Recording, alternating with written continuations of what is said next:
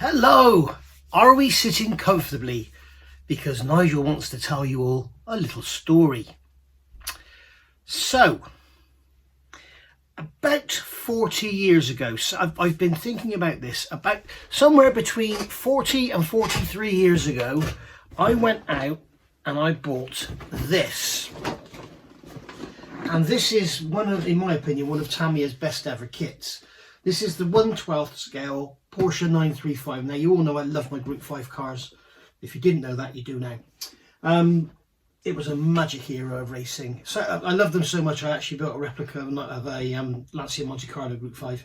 More about that in another video. I'll bring that up one day. Anyway, so yeah, I bought this, and I remember buying it. I bought it from Beaulieu Motor Museum. And I'd gone there with my girlfriend to have a look around the museum, and I saw this there on the shelf. It hadn't been out, it came out in 77, so, you know, it wasn't very popular. It was in its day, it was a very expensive, very complex model kit for its time. And it was something I really, really wanted, so I bought it. And then I started putting it together, and then I moved house, broke up with my girlfriend. I don't know what happened, but I basically put it back in the box and just never ever picked it back up. About 6 weeks ago, no, maybe 3 months ago, I got this out along with another kit I've got, another Tamiya kit, and thought, oh my God, how far have I come in these last few years? And I built and painted this pretty much, all the suspension, all the engine, all the chassis, all that was done. All that really had to do was paint the body and put it on. Which you'll see in a minute. But basically, I'd pretty much built this, and it was painted with Halford's aerosol. And I'd brush painted some stuff, and there were glue marks everywhere and gaps and stuff. Blimey, I thought I was better than that back then, but clearly I wasn't. So I decided to take it apart. Now, you can take kits apart that have already been built. To a certain extent. Clear parts and stuff are a bit of a different story, but if they've been built with any sort of polystyrene cement, you can use Tamiya Extra Thin to actually melt the joint and, you know, remelt the joint and get the parts apart. So just like you stuck them together, you brush the glue around the joint, let it go in, and then just get something and leave it, and you can get it all apart. So got this kit and got it all apart, and then thought, I wonder what the decals are like. So I had a look. Oh dear, the decals have not fared well. So there we go. So I started looking online and thought, I wonder if I can find some decals for it. And there are a few sets out there, names I don't recognise and stuff. There's one set out there from a company, Balsa Kits or something, I think they're called, in Belgium, and they're quite expensive. They are very, very nice, but they're quite expensive. So I started looking around and I started thinking, maybe I should just buy another kit, because, you know, this has all been together and taken apart and badly painted, and I've stripped all the paint off and everything, and as pretty much as I can. And I started looking around and I found another kit. So got in touch with the guy on eBay, made an offer, and he accepted it, and there we go. And I've got another one. So this is the later version. This is 2022, I think this one is. But you can see there, this one comes with the photo etch. And so it's basically the same plastic. It's got new instructions. It doesn't have as many decals because, as we all know, with Tamiya, they dropped a lot of the sponsorship decals. So you won't have Shell. Let's have a look at these two boxes a minute. You don't have Michelin on the tyres or Dunlop on the tyres. You don't have Dunlop. You don't have Shell. You've got Bilstein. So obviously they've given Tamiya the license for Bilstein. We've got Bosch. Yeah, we don't. It's Shell and Dunlop we've lost. So there we go. But we've still got Martini and Martini Racing and everything. But it does make it look quite plain. You can see on the back there, on the back of the box, you should have, in that rear bumper there should be Shell in there, and there should be Shell and Dunlop on the sides and everything. It's all missing. And then of course you should have Dunlop on the tyres as well. So you can get the aftermarket decal sets from companies like Taboo that actually make the aftermarket sets to replace those decals that are missing. So, and also the other beauty of this one is it has Cartograph decals. So even if I was going to build that, it's almost worth what I paid for this to have those decals. But then you think to yourself, well, why not just build this kit instead of, you know, doing that one and then use that one for spares? You could just build out of the boxes, I don't know. But so yeah, now I've got 2 of these, and there we go. So let's get to the bench and have a look. And for you younger viewers who love your Tamiya car kits, I'm going to show you what Tamiya used to do compared to what they do now. And you'll be quite amazed at almost kind of a backward step in a way. What I will praise Tamiya for, though, is their pricing policy. If you look at the price of their kits, you know, they don't re-release old stuff and put it out at a massively inflated price, which I really respect them for. You know, you can still go out and get that Pink Panther for less than 20 quid. You can go and get a Panther tank for less than 20 quid, I believe. You know, they're old cars, the Subarus and stuff, the old, you know, cars are like £21 and stuff. The old motorcycles are still 20 odd quid, you know, whereas the newer stuff is £50. So, you know, fair play to Tamiya. They keep their old prices the same. And don't just re-release old stuff in new boxes and charge a fortune for it. And what they do here, I mean, they've taken away the sponsorship decals, but they've given us the photo etch. They've given us Cartograph decals, because we all know what Tamiya decals are like. But anyway, what I'm going to do, we'll stop yakking. I'm going to get over to the bench and we're going to have a quick look through the box. I probably won't unbag anything, but I want to show you the difference between the two. So get yourself a beer or something, or a cup of coffee, and let's get to the bench. Alright, so here we are at the bench, and as you can see, we have the kit in front of us. Box is so massive, I'd have to have the camera on the ceiling to get it all in, so just sort of move it around to show you and stuff. So basically, this is what, for the younger viewers, this is what we used to get. Okay, we used to get a nice cardboard separator there with the body in and everything. The parts were individually bagged. I've got them unbagged, and you can see here there's marks. That's from the that's from where it was sellotaped together. And then the sprues were all bagged up individually and then stacked either side. The tyres would have been in this, you can see here's the floor pan with some parts inside it.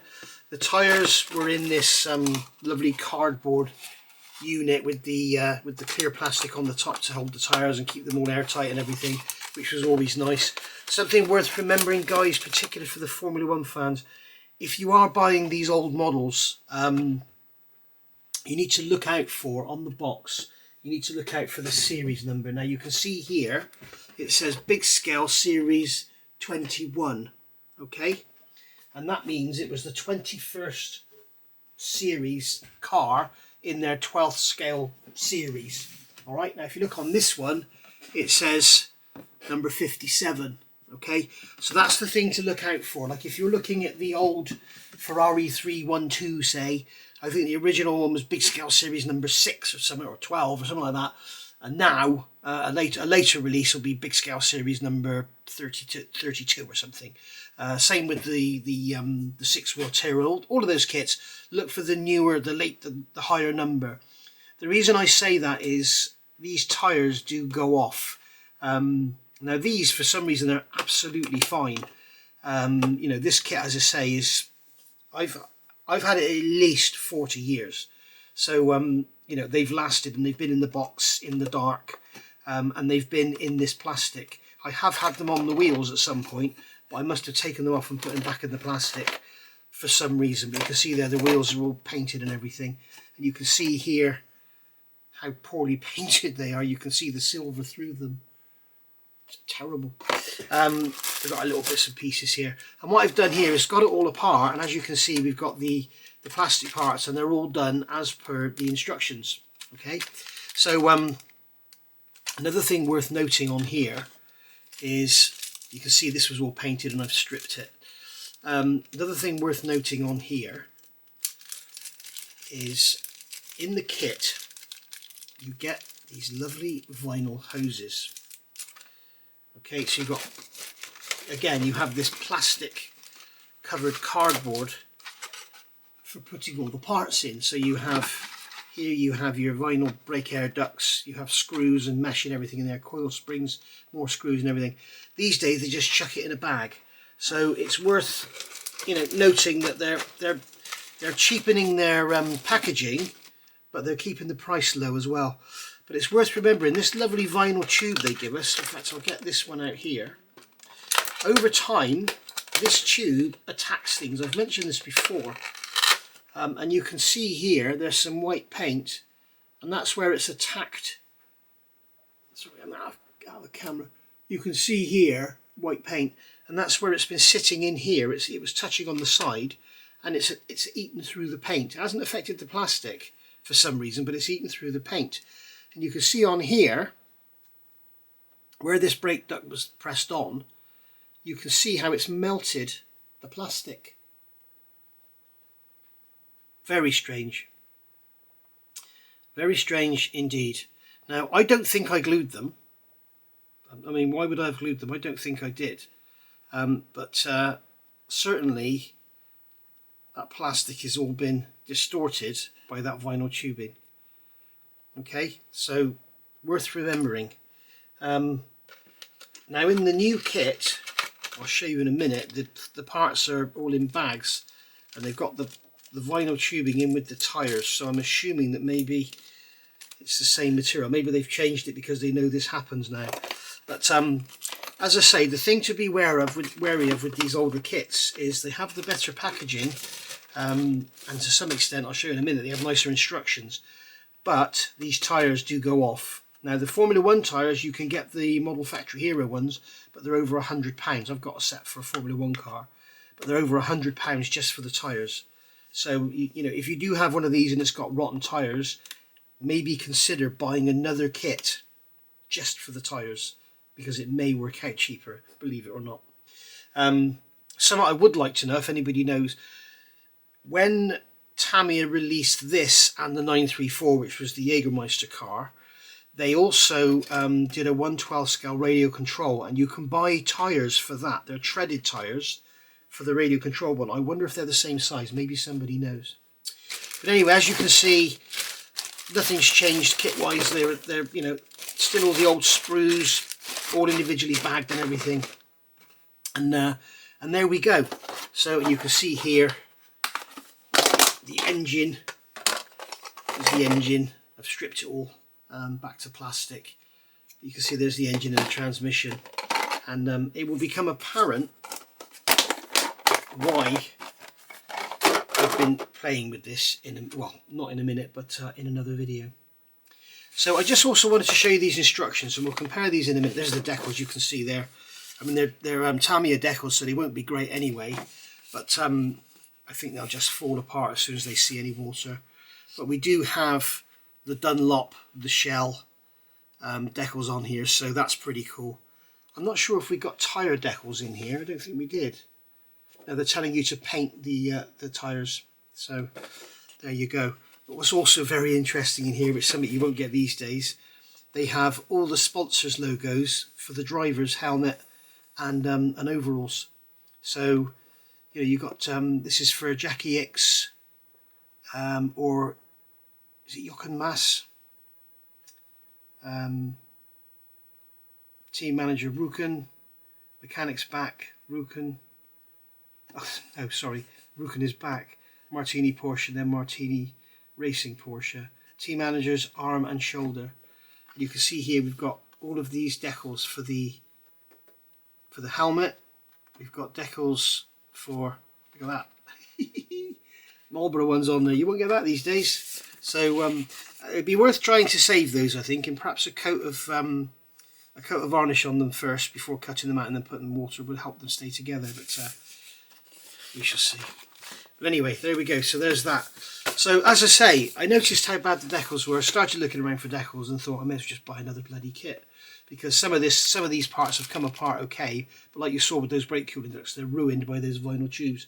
I think what I will do in future is give those a coat of LP9, a good thick gloss coat, and then give them a coat of LP24, is it, semi-gloss, to get them dulled down again, and that should be enough to protect. But then, as you can see on there, it eats through the paint anyway, so who knows. So I'm going to put the instructions to one side so we can do a comparison in a minute. Because the other one's all bagged up, I'll show you this body out, and you can see how beautiful these kits were back in the day. You know, absolutely lovely. I'm not sure about the accuracy of this here, this window framing, because I think the windows were just bonded in, but we shall see. But you can see beautiful kit when you compare it to that Stratos I'm working on. It's the moulding is absolutely superb. There's no sinkage or anything in it, and it is very thick.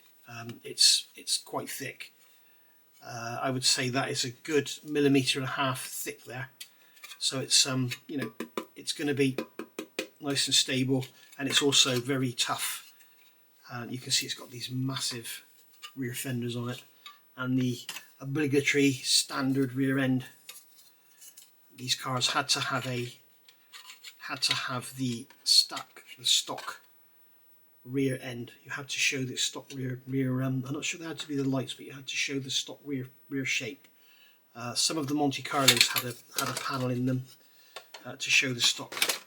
And this used to have a runner in it, but I've taken that out for some reason. But you can see there the front end again. That's all nice and thick, and you can see how crisp all these veins are.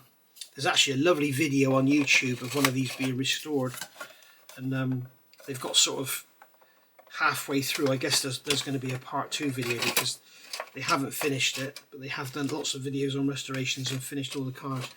But yeah, beautiful model. Looks absolutely stunning built up. If you haven't seen one, go find one, have a look. They are gorgeous. So I'm going to get this one box back up, and we'll have a look at the new one. Okay, so as we can see, we have pretty much the same box art. It's all different here. You can see we've got the photo etch parts. We've got radiators, brake discs, and metal parts for the seat belts. We've got cartograph decals, 14 and above, not a toy, cement and paint not included. Ready to assemble precision model kit. So as I say, this one is number 57. That one was 21, wasn't it? Yes, 21. So so there we go. If you don't know about the big scale, the series number, if they've put in the advert the kit number, it will be like this one, I think, is 12057. Look on the end. Yes, 12057. And this one will be 12021. Sorry, it's 12023. Even though it's number 21, it's 12023. So, interesting. You can also get the Group 4 version, which is the Porsche 934 in the Jägermeister colours, and I believe they also do it in the Valent colours as well for the central heating company, or the boiler company. So there you go, in that lovely green colour. I've got the Jägermeister one in the original boxing, classic, without the photo etch, and don't really want to open it, to be honest. I expect the tyres are crumbled into nothingness. So anyway, here we can see we have the box, and I don't know if I can go around the sides of the box or whatever. You can see we've got the metal etch parts there. We've got a lovely aerial view of the car, sort of, you can see all the inside there, beautiful. And then on the other side of the box here, we've got some images of the car, as you can see. So inside the box, you will notice straight away there is quite a difference. Okay, now you've still got the big cardboard insert for the body to sit in. This body is huge. You can see there's my hands. So you've still got the nice big cardboard insert, but all the bags, all the sprues are just sort of thrown in, if you like. They're all individually bagged up. I think some are bagged in twos. They also got this. Now I bought this second hand. I don't know if this is something the last owner did, or if it's what Tamiya did, but they've sort of got bags of sprues individually bagged, okay, but then it's all sort of in one bag, which is very nice.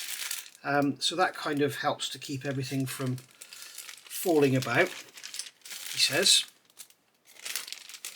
Let's get this back in here. There we go. Sorry about that. Okay, so we can see there, and then down in the bottom here we have instructions. We have health and safety notes inside there.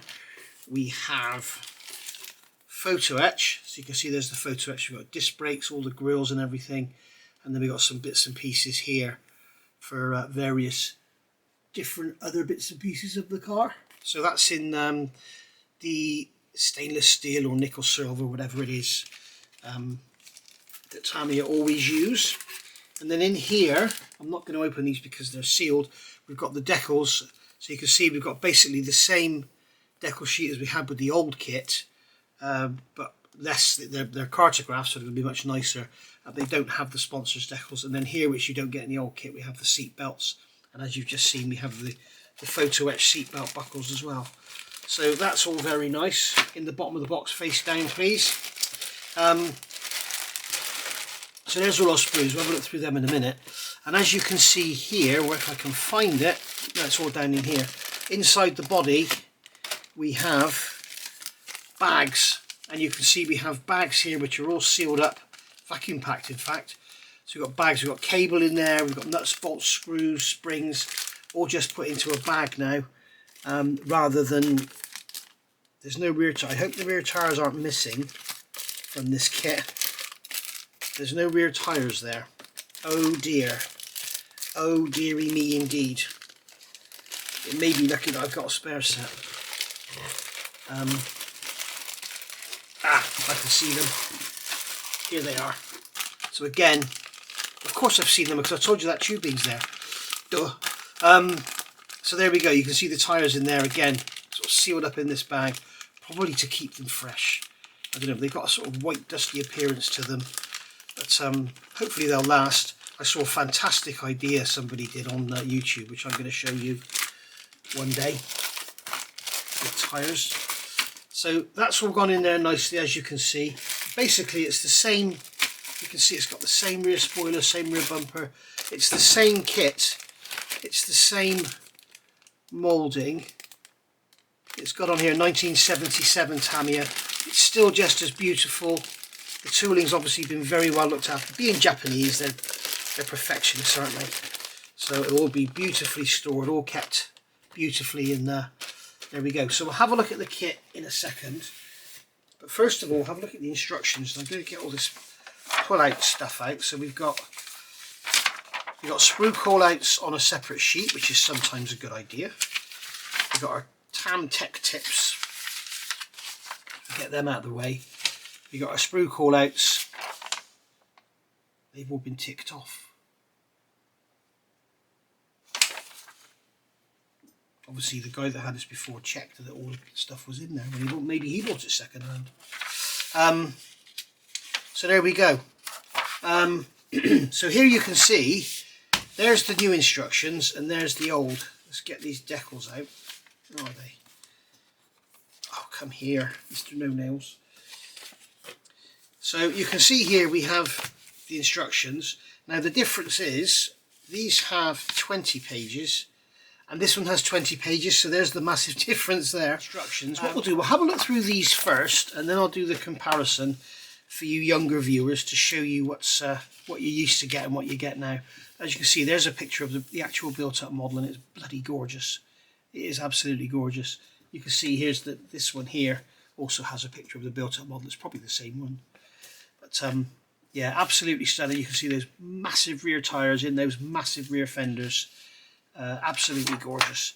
So going through the instructions, typical sort of Tamiya. We've got some wording all about the car itself there. That's all in Japanese. And then down here we've got all the colour call-outs. We have LP paints called out as well, which is cool.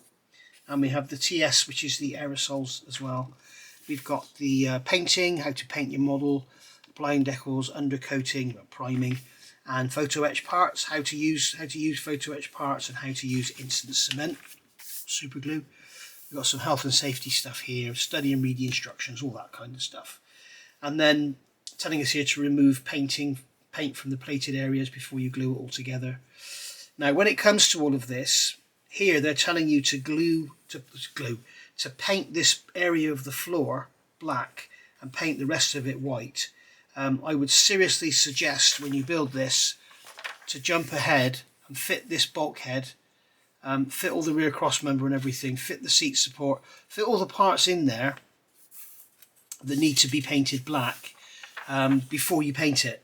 Otherwise, you know, you're going to have glue marks you've got to clean up here as well on the rear bulkhead. Fit that rear bulkhead in, get that painted black as well if needs be.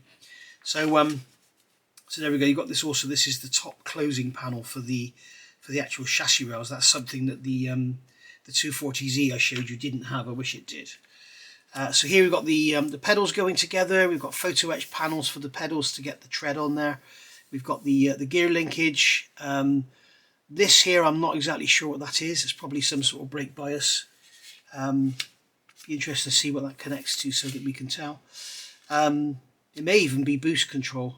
I'm not sure. And then we've got seat belts here. Assembling the seat belts with your photo etch and everything. Fitting the rails onto the seat mounts. Fitting the seat mount and then fitting in the harness, as you can see there. And then we're going to be tucking all that into the body. We've got the vinyl tubing here going through. So that one we're interested in is vinyl tubing A, I believe. No, it's B.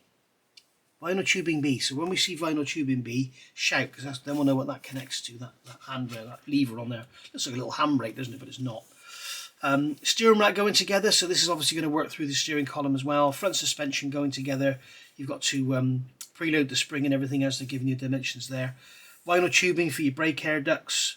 Don't forget, as I said, that's going to probably corrode that, so bear that in mind. Assembling all the front hubs and everything with your disc brakes. And then we've got our master cylinders going in for the brakes.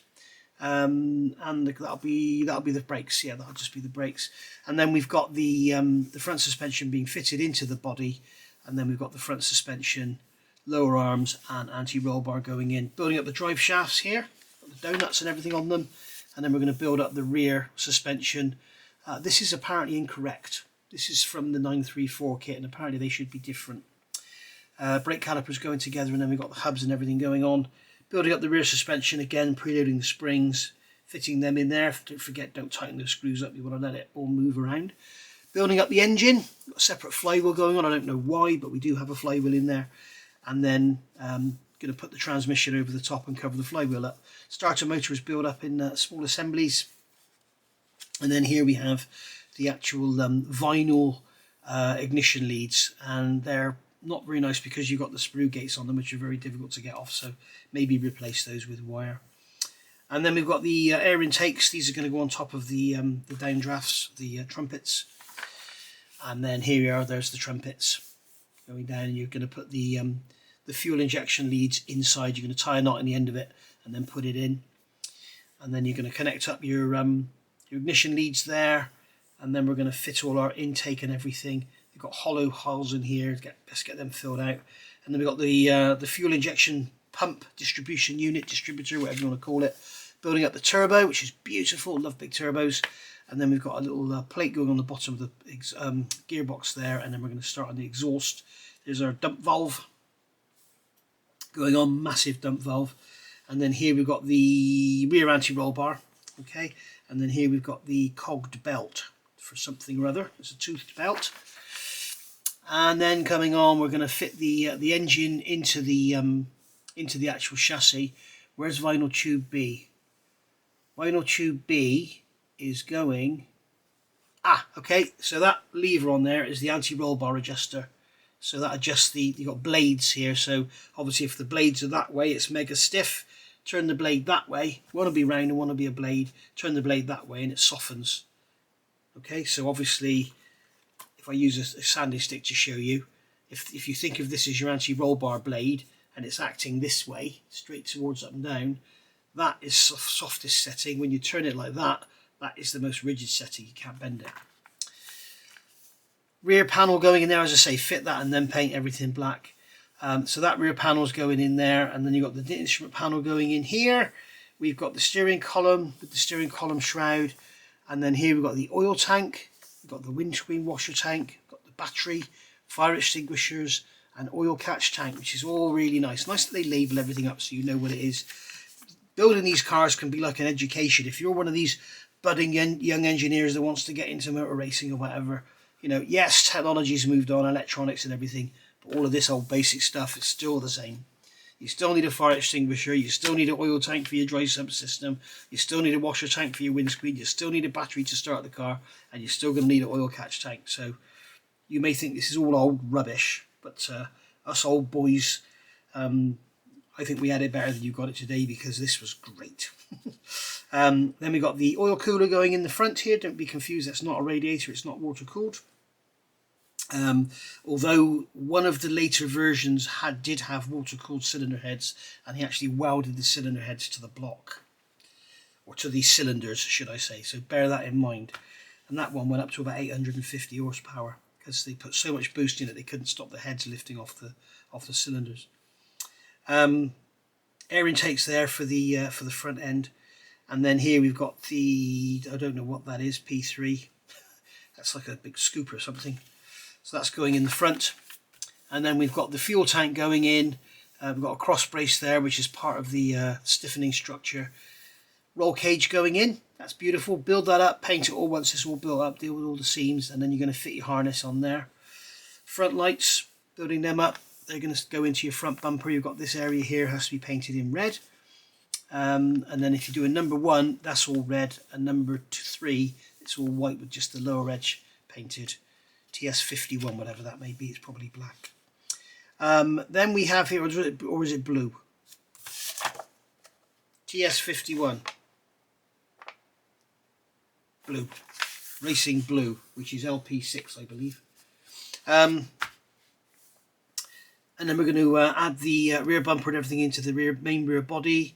We've got some huge inlets for the side, probably, what's the word I'm looking for? Intercoolers. So there we go, that rear panel going in there. You could cut the slots out in there because it's got vents in it, and they look lovely if you cut them out. Side radiators.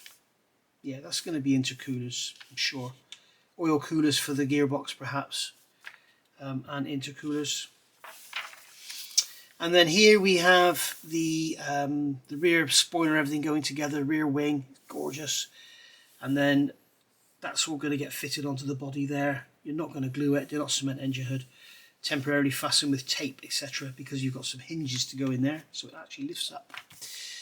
Rear view mirror going in. We've got some more cooling ducts going in here. Remember, paint that, seal it off. Or we can put some tape around it or something to stop it getting in touch, because it will melt it. And then we're building up our window frames here. We've got sliding windows, got mirrors, door handles and everything going on there. Adding the doors to the body, we've got the hinges there which are going to clip in. And then we've got air ducts, secure using enamelled wire. So that one's just going into nothing, I believe. And that one's actually going into the turbo. No air filter, blimey. Building up the wheels. Okay, with the tyres and everything, you've got these massive brake cooling ducts that go on them. You don't have to use them. You can leave them off if you want to be able to see your wheels, but a lot of people like to see them on there. Some people don't. And then here we've got photo etch panels going on the corners of the bonnet. You can see there, and we've got photo etch rings for the latches. Yeah, the hood pins. I can't recall them now. We've got an antenna, so we've got a metal antenna, we've got an antenna base there, that's probably going to be in turn metal as well. So very, very nice indeed. So there we go. And then in this kit we have the parts call out, so we have all those sprues down through there, and then here we've got all these sprues down here. We've got antenna base turned 1, we've got an antenna, photo etch parts, rear tyres and front tyres. And then we've got some springs and stuff and screws and nuts and everything there. So very nice indeed. Now for the younger viewers, this is what we used to get. This is what you get now. They're both 20 pages, as I said.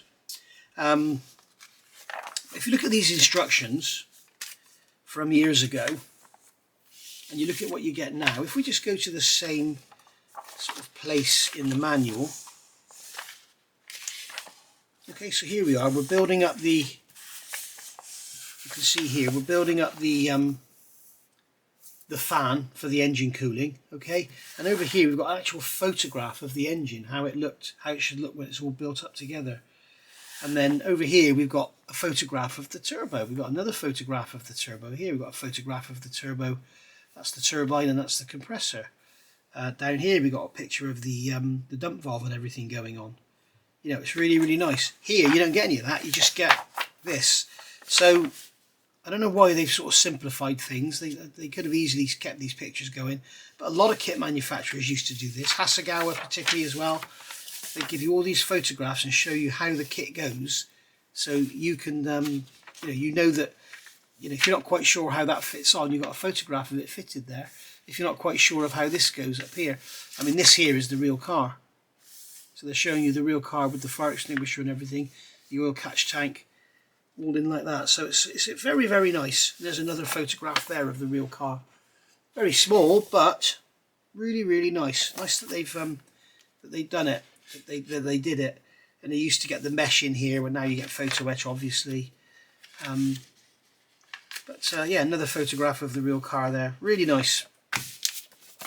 So that's our instructions. Let's have a look at some plastic. Okay, so we'll go through these parts as they come out. So you can see here, as I said, I'm not going to unbag any of this at the moment, because I may just decide to use the decals on the other kit and sell this one on. We shall see. But basically, because you can see on here, beautifully, cleanly moulded parts. You can see that grille there is really, really nice. We can see on here, I can't see a 1977, but I'm sure this is all the original tooling. Steering wheel there, obviously got those massive cooling ducts for the brakes. They basically pull air in to cool the discs. Got those intakes there. So yeah, very, very nice door handles, all beautifully done. And then here, as I said earlier, we've got this bag, a bag of bags, which is good. So that can go up there. So here we've got a little sprue, that's that air intake, whatever. And then here we've got that's the washer tank. Got that panel there that goes over the floor. I love this Tamiya kind of, in real life this is fiberglass, just like you've got on the Porsche 917 that I'm doing. You've got those fiberglass ducts, and Porsche are famous for this, just using fiberglass with clear gel coat or even no gel coat, making it as thin and as light as possible and just leaving it that colour. And fiberglass is, well, it's basically this colour, and as it darkens with age it goes sort of more orangey yellowy, especially if it gets petrol near it. Yeah, they've done this beautifully. I wish Poker had done the same with their Porsche. But something perhaps we could ask them to do, eh? But there we go. Really, really nice. And then we've got the same here. That's our big fuel tank there. We've got the big duct that goes on top of the engine. For some reason they've made the fire extinguishers in that material as well. We've got the big shroud there for the fan. And here we've got the battery. And there's all the brake cooling ducts and everything. There's the actual fans themselves. We've got the oil catch tank there, washer tank there. So you can see again, it's that lovely sort of translucent,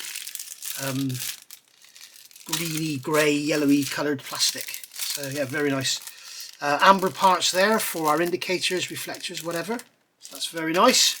We've got red parts there for our rear reflector and little reflectors of dash lights and stuff there. And then here we have roll cage, window framing. I thought that was broken then, but it's not. So the roll cage roof part, we've got the main bar there, and then we've got the door bars there. Very nice indeed. In fact, they're the door bars there. They're the windscreen bars, aren't they? So yeah, lovely. The back stays. We've got a wrench there for our wheel nuts. And that's the handle for the screwdriver, isn't it? What we're talking about. I was thinking of the B-Max Lotus, wasn't I? And then here we've got the silver plated sprue, done so much nicer than the Italeri stuff. Same sort of idea, but again you've still got these, the sprue gates to clean up and everything. So probably best to strip it and then repaint it yourself. We're very spoilt these days with our lovely ranges of metallic paints and everything. So there we go. So that's that little lot there. So that will all go together and get bagged up in that bag. So we'll put that there. Right. And then we've got another sprue on its own. So here we've got our main front bulkhead. There's our rear bulkhead. That's the tower for the suspension. I did see on a car I saw on YouTube, this had all been cut away and they just replaced it with some lighter tubing. I know Porsche were always mad on weight saving. I was reading an article on the Porsche 917, one of the Le Mans winning cars, and they even drilled the ignition key to make it lighter. I mean, come on. They were absolutely obsessed with weight. So there we go. So that's our single white sprue, and then we've got another bag here with a load of sprues in it. So this is a nice touch. So you can see here, as I say, I'm not sure if this is Tamiya or if this is something the previous owner's done. So there we've got another one of those metallic plated sprues. It's not chrome as such, it's like silver. But we've got the air intakes there, we've got our turbo compressor there, got a big dump valve, we've got some ignition units there. There's the drive shafts, shock bodies. Again, you see you've got to glue all this together, so you may as well strip it and then deal with the seams and paint it all when it's together. So there's that. And then we've got this sprue here, which has, this is the main engine support, anti-roll bar. Is that part of the roll cage there? I'm not sure, I can't remember now. We've got the actual steering column shroud there. We've got the turbine with the turbo there. There's the dump valve. It's beautifully done. You can see through that. There's a hole through there. Uprights, front uprights there. Brake calipers, front lower suspension arms, starter motor, distributor cap, belts and pulleys and everything. All very nicely done. Still very clean, even though it's nearly 50 years old. Beautiful chrome plating on those parts. Lovely, beautifully done. You can see the lights there, and then we've got the these are the oil drain tubes for draining the oil back into the bottom. It's dry sump, this car, so it's constantly being scavenged out of the bottom of the block. Flexible sprue here, so we've got vinyl door cards, and these are all those ignition leads I was telling you about. And the trouble with these is, as I say, you've got these sprue gates, very difficult to clean up, so you may just want to replace these with ordinary wire, like I did on my 917 telephone wire. Here we have the main rear spoiler, and then we've got that wing going on the top. We've got another aerofoil section there, not sure what that's for. There's the end plates for the rear spoiler, I think. The main air intakes for the rear of the bodywork. Little fins there. We've got rear view mirrors, got door pillars there. Very nicely done. Wheels, as you see, you've already seen my built up wheels. We've got the seat frames there. We've got massive mould seams, or is it mould misalignment? Can't quite tell. We've got seams on there, so that's going to have to be cleaned up and repainted anyway. Fuel injection unit, bits and pieces there for odds and ends. And then we've got the actual wheels, rear wheels and front wheels with the outer rims. So they're not chrome plated on this one, they're just silver plated. On my last one I think they were chrome plated, weren't they? Go back and have a look in the, flick back on the video. We have our lovely clear sprue here. Again, beautifully done. It's not, doesn't have all that wavy bit on it like the 240Z does. So they're very nice indeed. Probably could do with a good polish, but yeah, very nicely done. Those windows slot in from the inside. As I say, I'm not sure if those window frames are correct or not. And then there's our bonnet or hood and doors, or frunk actually, isn't it? It's a frunk. And then we've got the door hinges there. We've got the hinges there for the rear end. And these are going to actually glue into the doors and then clip into those. We've got the sill panels there. They're going to go on the sills. So yeah, nicely done. And on here we've got those plates which are moulded on. You'll sand them off and fit the photo etch parts instead. So that's that bag dealt with. And then here we have our grey sprue. So these are our engine parts. So you can see you've got the main engine blocks there with the cylinders, cylinder heads, gearbox. There's those rear suspension arms. Stay over there, you. And then we've got the front cover with all the covered chains for the engine. Parts of the rear suspension. There's the rear cover for the gearbox there. There's that clutch and flywheel looking all lovely. Bits and pieces for the wheel bearings there as part of the steering rack. So this is that awful silver grey plastic which I'll be showing you very shortly on the Stratos how to deal with it, because unfortunately whenever you've got seams or anything in this you can't see it, so I'll show you how I deal with that. So that's that sprue there. We have the rear end there, so there's the rear bumper unit and there's the rear wing. So they're all separate. The actual floor pan itself, this piece there has got to be glued into there. That's obviously the injection port. So get that in, get the seam filled in. Now some of these holes, these dimples in the floor are supposed to be there, and some of them aren't. Like you can see down in here, you can see down in there there's a circle. That's an ejection pin mark. That needs to be, it's sort of half sunken, half raised. It's the same on every kit I've ever done of this. So that needs to be taken out. But then these holes down in here, they're supposed to be there, but then you can see, like in there in front of my finger, there's another ejector pin mark there. These, that one there and that one there are supposed to be there. That one isn't. Okay, so sand them out, fill them, whatever, get rid of them. And this area here, if you look at actual real pictures of the car, this is all sort of inaccurate. So if you want to really make this accurate, you can cut it about and blend it all in and everything. But that should sort of come up at an angle to meet the actual wheel arch. I don't think it should be that. It shouldn't have this hole in it, certainly. But I've got a feeling that that is supposed to sort of come and blend into the wheel arch. But check your references, look up Porsche 930. I'm sure the 911 would be the same in this area of the same era, you know, mid-70s 911. I'm sure it'll be the same. And then here we have, as I've already showed you, got the rear tyres and the vinyl ducting. It's actually black now, so they may have changed the material. That on my old one it was brown. We've seen the decals, we've seen the photo etch, we've seen the body. There's the front end. There's the front end, just like the other one, but this one's actually got the sprue still in it. And then here we've got our, as we've already seen, front tyres, screws and everything. And then we've got our clear sprue there, which is, look at that, that's lovely. There's clear corners for the front corners where the lights go and everything. Really nice. Beautifully done, beautifully moulded, typical bloody Tamiya, eh? Always perfect, isn't it? Pretty much, 99% of the time anyway. So there we go. That has been kit number 12057, the Porsche 935. And what a beauty she is. As I say, we still get this lovely cardboard box to keep the body in. You could actually store the finished car in there if you wanted to. But this has all been damaged in transit, I expect. So there we go. I'm going to get it all bagged back up, put it back away and put it in the stash. And then carry on with my Lancia and my World War I project as well, as you can see here. So I'll see you all soon, guys. Thank you for watching. Stay tuned because I've got a real biggie coming your way that a lot of you are going to absolutely fall over backwards about. See you all soon. Thanks for watching. Bye for now.